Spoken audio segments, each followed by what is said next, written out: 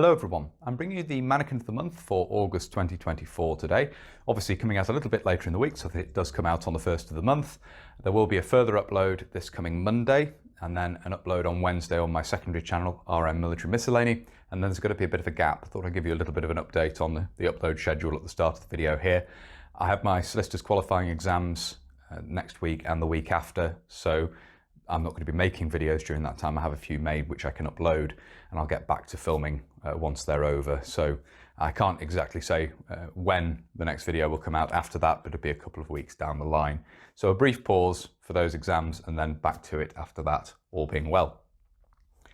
The topic we're going to talk about here in Mannequin of the Month is of course chosen via a poll over on Patreon, as it usually is. And what we're talking about here is the uniform and kit of a corporal in Royal New Zealand Provost Corps, circa 1970, serving in Vietnam. I've certainly noticed the Vietnam War military police units, certainly US military police units, seem to be sort of higher profile than they are in other conflicts. I think in part due to the footage from Saigon during the Tet Offensive, when obviously military police units were heavily engaged. They were the ones on the spot during the attacks in the capital and therefore had to respond. And obviously MPs were heavily involved around the US Embassy itself. US MPs, that is. There is also some interesting footage featuring a Australian military policeman firing warning shots in the street to deter potential attacks or people proceeding down the street who could be Viet Cong, and that's quite an interesting bit of footage as well. So I'd say in Vietnam, certainly US military police have quite a high profile. There's less sort of coverage, I guess you could say, unsurprisingly, of Australian and New Zealand military police units, Provost in the case of the New Zealand forces. But naturally, with a fairly large-scale deployment of troops, there is a need for military police, and both Australia and New Zealand sent military police units to Vietnam, of course. Quite early on in 1965, the Australians sent the first detachment of military police to Vietnam. But what we're talking about here is sort of later on, 1970, around that time, and looking at New Zealand Provost Corps, as I say. So very pleased to put this together. There's an interesting mix of New Zealand and US kit on the mannequin here. This is just one example of the kit and uniform worn, and I'll try and talk through some of the variations you see as well through the video. But this is fairly typical for that later war period, it would seem, looking at photographs of the time. There are some details which I don't actually know the answer to, I guess you could say, or questions I'll ask in the video for any viewers who may know or be able to point me in the right direction. I did get in touch with the New Zealand Provost or the New Zealand Military Police Association just to see if there was anyone out there who might be willing to talk to me and answer some of these questions. I didn't hear anything back, unfortunately, and I've not found any written material on the topic of some of the questions I have, so mainly to do with kit and an issue of weapons and so forth. So from that point of view, there are still some questions unanswered with this, but what I have here on the mannequin is gleaned from photos of the time.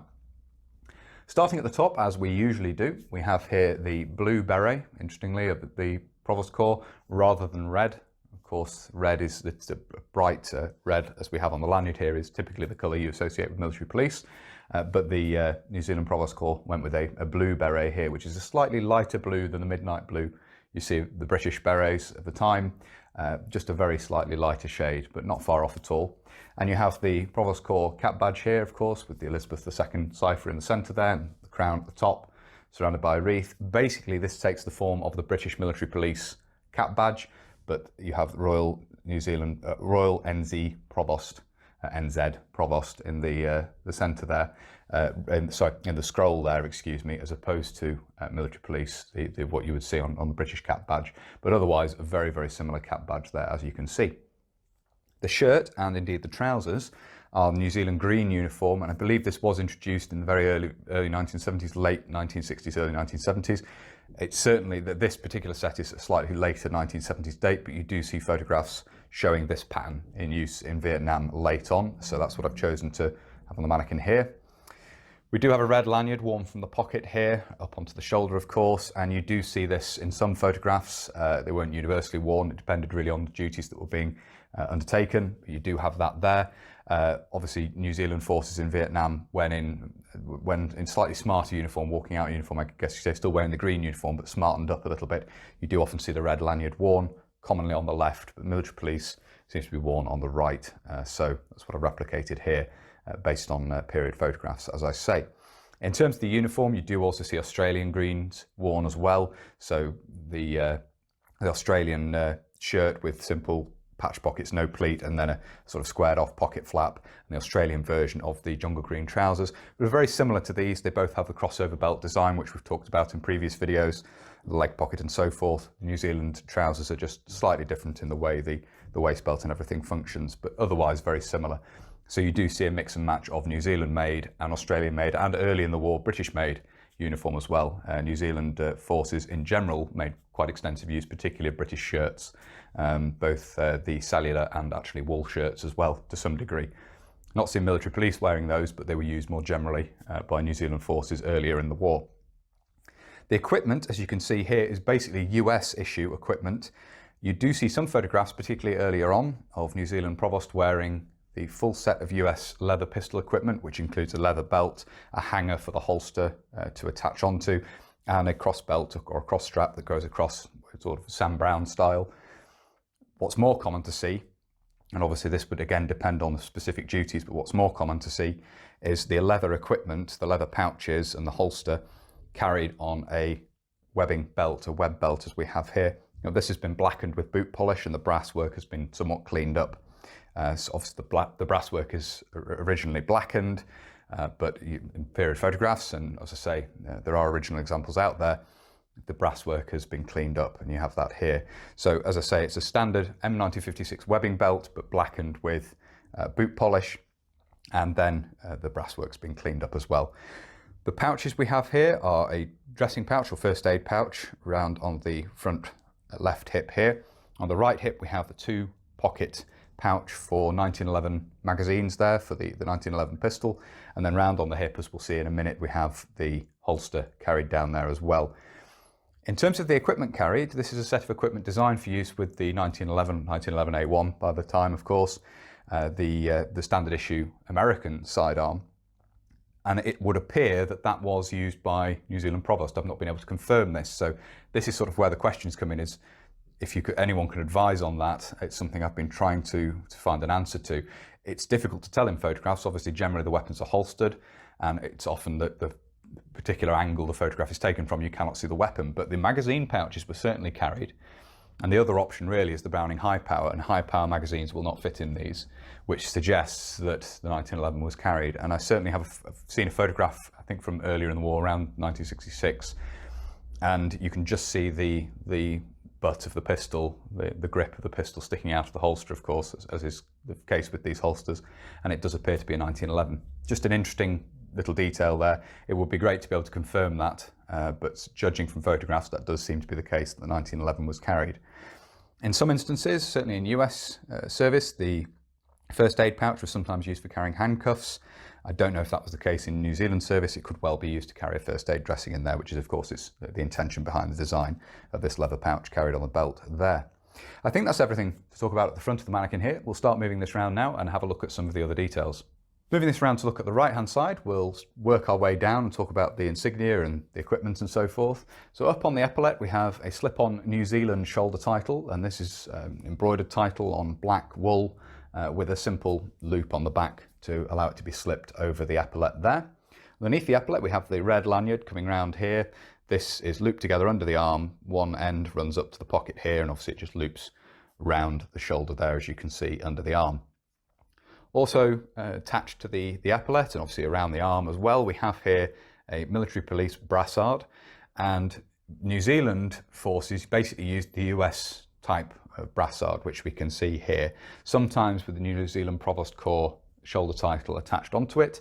These were made in both sort of a vinyl material of pleather, which we have here, and also in wool as well with white lettering for US use, and both types seem to have been used by New Zealand Provost units as well, as we see this here. So basically standardizing in that regard, apart from the fact it's worn on the right arm. US military police units wore it on the left. Australia would do similar, wearing it on the right. They actually modified the design slightly further in having red lettering as opposed to white. But this, as I say, is basically identical to this example we have here, as used by the New Zealand Provost, is basically identical to those used by US forces in Vietnam. So we have the brassard on the arm there. Moving down, we've already mentioned the ammunition pouch here. We then have a US 1911 holster here, a pistol holster, suspended from the belt using the hanger hooks, as you can see here. This just has a holster filler in it. This isn't actually a replica or a deactivated 1911, but a pistol that's the right sort of size to fill this out. And you can see it closes here with a stud, basically standard US issue black leather holster, as you can see there. Looking at the back here, you can see details of the rear of the shirt, the back of the trousers here. We have the one hip pocket round this side. You can see the belt loop underneath the belt in the middle here with a button. Sometimes you see these buttoned over the belts, but not always. We have details of the trousers there at the back, as you can see. And then moving this round to look at the left, you can see here the New Zealand title again up on the shoulder there. In this instance, we have white tape chevrons, white tape rank insignia worn here of a corporal. You also see Australian type insignia used in some instances as well, which is a woven form of insignia, which is a little bit smaller.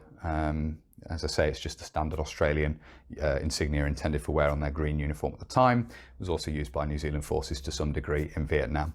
But this type of insignia is also common where rank insignia was worn. And down on the leg here, you may be able to see we have the leg pocket, the mat pocket down on the side of the leg there. I'm not quite sure how the camera angle is set up, but you may be able to see that down on the leg there. One thing to note is this torso is one I've actually shaved down to fit some smaller uniforms. When they come, they're quite broad-chested and broad-shouldered, so some of my uniforms don't fit on these. Just to say that with this shirt, it does mean that the shoulders droop down a little bit, which perhaps doesn't display it in the best way, but it does mean I can put the trousers on as well, which I think adds something. So it's just something to note here. But that's the left-hand side of the mannequin. So I hope you found it interesting looking at this. It's certainly been interesting to put this together. It's quite an unusual set, or a mix and match of equipment and uniforms. So from that point of view, nice to have on the mannequin. Hopefully someone out there will be able to confirm or advise otherwise regarding the weapons carried, the pistol carried.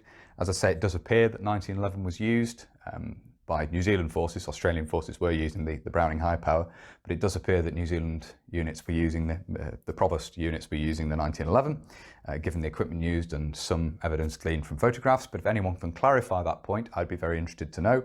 And hopefully someone out there will have the answer and be able to get in touch.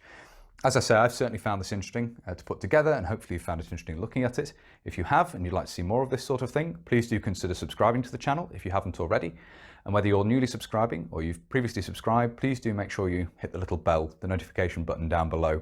That will of course alert you when I upload future videos. If you really like my uploads and you would like to support the channel, you can. Both Patreon and PayPal are linked down below. And of course, if you want to vote Mannequin of the Month each month, the Corporal tier over on Patreon gives you that option. There's generally 3 options, and the one that tops the poll is the topic covered for Mannequin of the Month. And as I always say, both through Patreon and PayPal, a massive thank you to everybody who supports the channel using those 2 methods. It really is greatly appreciated. Thank you all very much indeed. If you'd like to follow the channel on social media, you can. Facebook, Instagram and Twitter are all linked down below, and there will of course be stills of this posted up on those platforms as well. And if you'd like to get in touch but you don't really use social media, there is of course an email address in the description as well. That's everything for this video, so until next time, bye for now.